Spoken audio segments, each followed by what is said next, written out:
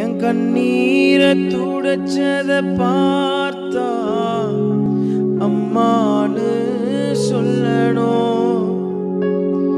என் விண்ணப்பத்தை கேட்பத பார்த்தா அப்பான்னு சொல்லணும். என்ன ஆற்றுவதும் தேற்றுவதும் பார்த்தா அம்மான்னு சொல்லணும்.